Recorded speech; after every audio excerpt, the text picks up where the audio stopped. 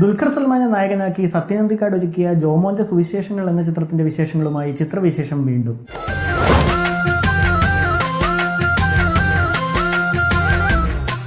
നർമ്മരസപ്രധാനമായ കുടുംബചിത്രങ്ങളുടെ സംവിധായകനായാണ് സത്യനന്ദിക്കാട് മലയാള സിനിമയിൽ അറിയപ്പെടുന്നത്. അത്തരമൊരു ചിത്രത്തിൽ പ്രതീക്ഷിക്കാവുന്ന ചേരുവകളെ തന്റെ സ്വതസിദ്ധമായ ശൈലിയിൽ ചേർത്തൊരുക്കിയാണ് സത്യൻ ജോമോന്റെയും കഥ പറയുന്നത്. ചില രസകരമായ മുഹൂർത്തങ്ങളും കുറച്ച് നൊമ്പര രംഗങ്ങളുമൊക്കെ ചേരുന്ന ഒരു രസക്കൂട്ട്. അനുപമ പരമേശ്വരനും ഐശ്വര്യ രാജേഷുമാണ് ചിത്രത്തിൽ ദുൽഖറിന് നായികമാരായി വരുന്നത്. ഫുൾമൂൺ സിനിമയുടെ ബാനറിൽ സേതു മണ്ണാർക്കാടാണ് ചിത്രം നിർമ്മിച്ചിരിക്കുന്നത്. ഇക്ബാൽ കുറ്റിപ്പുറം എഴുതിയ ജോമോന്റെ നല്ല വിശേഷങ്ങൾക്ക് കാര്യമായ പുതുമയൊന്നും പറയാനില്ല. കഥ എങ്ങനെയുമൊക്കെ പറഞ്ഞു പോവാനുള്ള തട്ടിക്കൂട്ടുകളും സാന്ദർഭിക നമ്പരുകളുമാണ് തിരുനാടകം. മുന്നിറങ്ങിയ ചില ചിത്രങ്ങളിലെ കഥാപാത്രങ്ങളുടെ നിഴലിലെങ്കിലും ദുൽഖർ സൽമാൻ ജോമോനായി പകർന്നു നൽകിയ ഊർജത്തിന്റെ പച്ചയിലാണ് സുവിശേഷങ്ങൾ കണ്ടിരിക്കാൻ പാകത്തിനാവുന്നത്.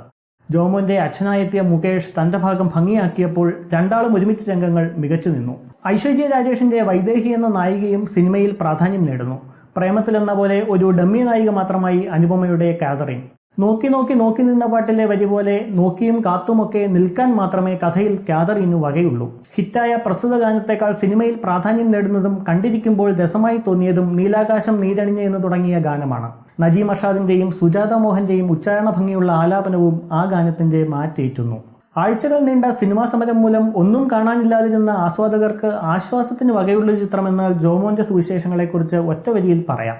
അതിനപ്പുറം ഒരു മികവ് അവകാശപ്പെടാനും മാത്രമൊന്നും ചിത്രത്തിലില്ല തന്നെ. ഇപ്പോഴും എപ്പോഴും എന്നേക്കും ആമേൻ.